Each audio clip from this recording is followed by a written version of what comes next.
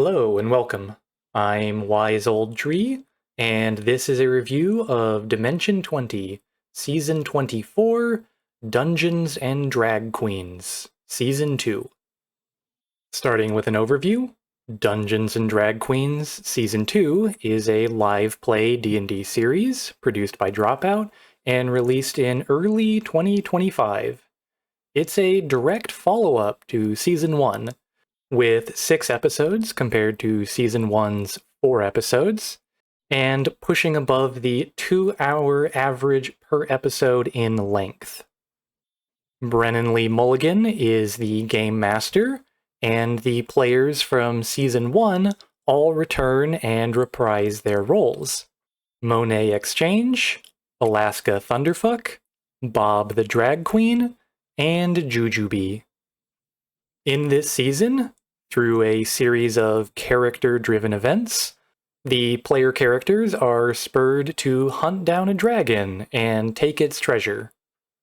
Of course, things aren't as straightforward as they seem, and the story takes some twists and turns in this short, action and glamour-packed adventure.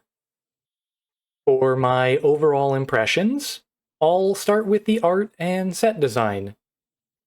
Every season, I'm so impressed with the sets and miniatures and everything else that goes into the visual displays of the season.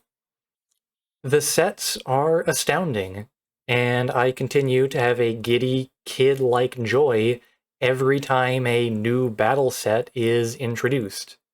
The previous 2 seasons didn't really have battle sets, instead focusing the art effort in other areas for those seasons.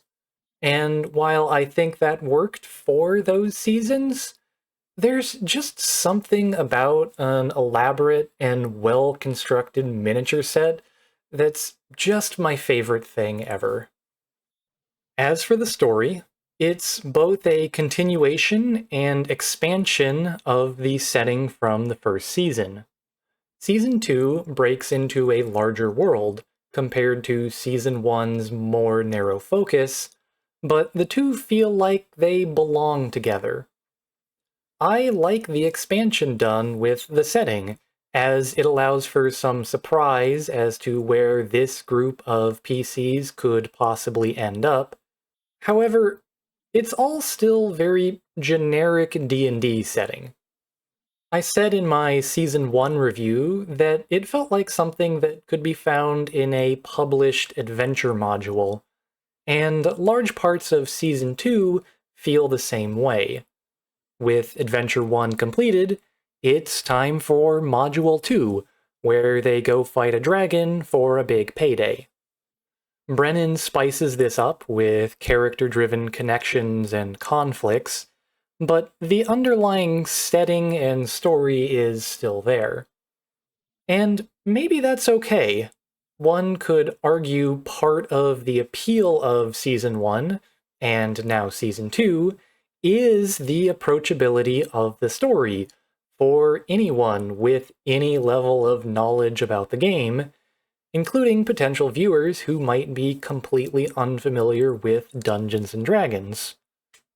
But I think that's a sentiment that's just as applicable to nearly every season of Dimension 20, so it's not a trait that's unique to Dungeons and Drag Queens. The players this season are technically no longer new players to D&D, having gone through Season 1 together, but functionally they're still new players. The skill set of improvisational storytelling is, I believe, a different skill set from other types of media entertainment, even if they all fall under the same larger category. To that point, I think the players perform well. They have a good rapport with one another, can set up and pay off jokes, and can lean into dramatic moments when needing to bring forward exciting story beat narratives. For instance, Jujubee was my standout player from Season 1, and continues to be for Season 2.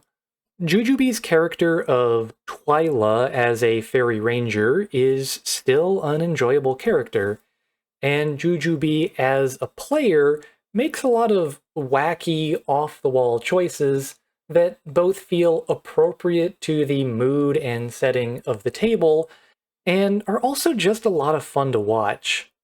I don't think any other player embraces the silly campiness of the season in quite the same way, and yet Jujube is also able to hit the emotional notes throughout the season that are more dramatic and not just silly for silliness sake. So it's a nice mix that's solid all season long. As for a rating, I'm going to give Season 24 of Dimension 20 Dungeons and Drag Queens Season 2 a 3 out of 5, which is still a good season on my scale. It's the same score I gave Season 1, although between the two seasons I would say that I slightly preferred Season 1. The players are fun, but still fundamentally new players, and Brennan continues to prove that he can work well with any cast. The story is fine. It expands out the setting and world while still feeling like it fits with Season 1. In fact, there's nothing about the season that I really disliked, and I certainly enjoyed myself while watching, but ultimately, the season just didn't leave much of an impression. 1 week after finishing the second season, I found that I could remember things more vividly from Season 1, despite watching it so much longer ago. If anything, I wish Season 2 was longer to give more time to flesh out the characters, the relationships, and the story. If you haven't seen Season 1, then I wouldn't recommend watching Season 2 first, although honestly you'd be fine in terms of following the story. But if you watch Season 1 and like it, then you should probably catch up on Season 2 as well, because it's still a good season. Alright, that's all for now. Thank you for watching, and see you next time for Season 25, Titan Takedown.